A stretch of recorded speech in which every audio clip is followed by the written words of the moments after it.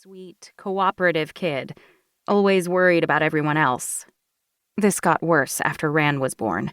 I am never having kids. Moms with new babies have no life. Which is to say, this dreary little dreep. What started giving me my own personality finally was when I got old enough to volunteer at the Orchard Animal Shelter. I was thrilled at being allowed to shovel critter crap and scrub bowls.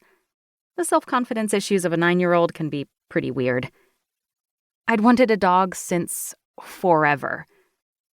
But about 6 months after Dad died, and Mom was still trying to be extra nice to Ran and me, especially because she was working about 26 hours a day and exhausted and miserable and cranky when we saw her at all, I told her I'd found my dog.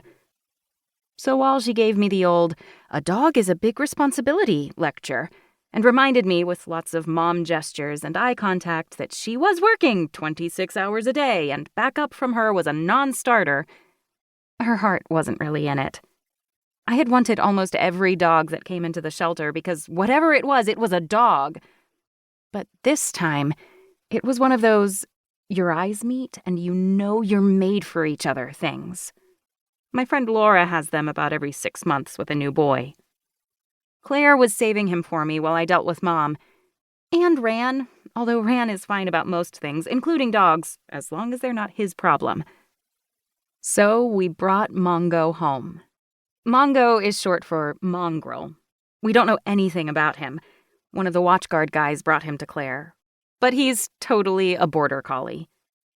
He was maybe 5 months old and already crazy, and you could guess that some ordinary family hadn't been able to cope with a hairy attack squad caromming off the walls and trying to fetch pieces of furniture so somebody would throw them for him.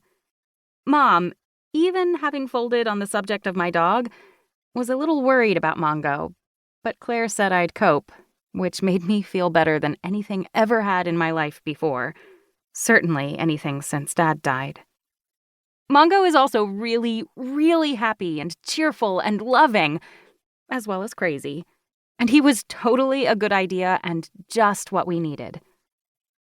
But the point is, he was my dog. We had him because I wanted a dog. I had to walk him twice a day and feed him and brush him. Way too much fur. If I'd realized, I might have tried to fall in love with something short-haired. And make sure his water bowl was clean and full and all that. Which, in Mongo's case, included a lot of remedial training, starting with sit. Sitting to have his lead put on. Sitting before he was allowed out the door. Sitting before he could jump in the car. Sitting before his food bowl was put down. And the accidental swallowing of the hand holding the bowl is not allowed either. Sitting got him used to paying attention to me as something more than the hand that throws the stick and puts the food bowl on the floor. And pets him. Mongo will lie still for as long as someone is petting him. Then there was convincing him that eating sofa cushions wasn't allowed, or baseboards, or shoes, or origami figures that happened to fall on the floor. He ate the best dragon I ever made, and the fact that Takahiro made me a better one doesn't change anything. And finding a more or less chew-proof dog bed before I spent my entire college fund replacing the ones that weren't chew-proof enough. I thought teaching him to long down was going to kill us both, although possibly my attention span wasn't up to it either. But I did it. I did it all. He barely even ate newspapers or gloves or, empty, cereal boxes after the first 6 months with us. I was the kind of kid who did walk the dog every day. Twice. Just getting enough exercise was a big thing with Mongo.